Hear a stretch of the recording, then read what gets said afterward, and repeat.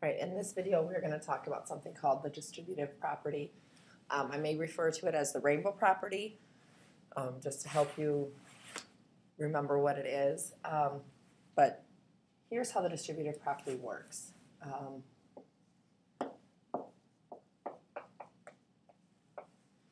In this situation, let's review a first thing. First of all, your order of operations. Remember, your order of operations are please excuse my dear Aunt Sally.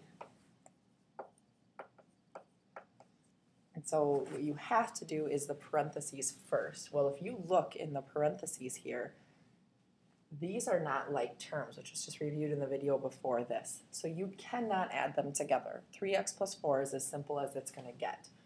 So let's go to our next step. There is no exponent. We have to go to the multiplication. Remember that anytime a number is written outside of a parentheses, that does mean multiply. We went through that when we learned the order of operations. So this is saying to take 2 times whatever is inside the parentheses here. Okay, and that means we want to take 2 times 3x and 2 times 4. We want to take it times everything that's in the parentheses. So we would distribute the multiplication of the 2, and we would take 2 times 3x, and we got to drop the addition sign, 2 times 4. I'm hoping you can see why we start to call it the rainbow property. You're going to distribute that multiplication through. Now this becomes review. 2 times 3x, well, our number part coefficient will be 6, our variable part will be x, and over here 2 times 4 is 8. And that would be the final answer, 6x plus 8, after we've gone through the distributive property here. This step here is one that I suggest you do for a while until you become comfortable with this, but you don't have to do this. Okay, if you just know 2 times 3x is 6x, 2 times 4 is 8, you go ahead and just write the answer down. But that is basically how the distributive property works. I just want to give you a couple more examples.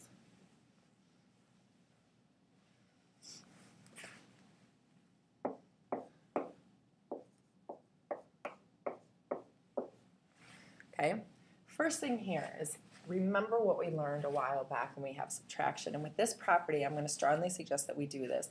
And that's going to be change it to addition. Let's do our add a line, add a line. It's going to make things a little easier for you if that is always a negative number versus subtraction. So again, we're going to distribute the multiplication through. This says x times 6x. This says x times negative 4. Remember, if you want to, you can stick 1 there because that is what that means. You don't have to, but 1 times 6, so our coefficient is 6, and our variable part, x times x, remember, becomes x squared. Here, negative 4 times x is negative 4x. And again, these are not like terms because they're not exactly the same, so that's as far as you can go. One more type of problem that you will see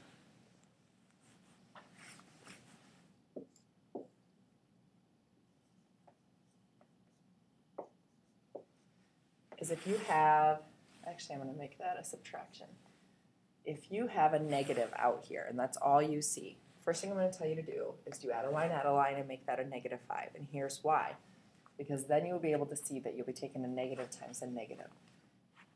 Some people are okay with just distributing the negative sign itself. If you are, you can go ahead and do that. If that's a little confusing to you, remember that this coefficient here should technically be a negative 1. You can slide that 1 in there. Okay? Now it's just like any other distributive property.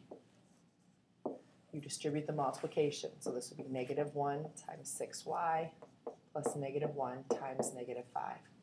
Negative 1 times 6 is negative 6. Your variable part is y. Negative 1 times negative 5, remember that becomes a positive 5. That's one of the reasons I want you to change subtraction to addition, is because then you can see that you would be taking a negative times a negative. Okay, your homework for this section is worksheet number 3.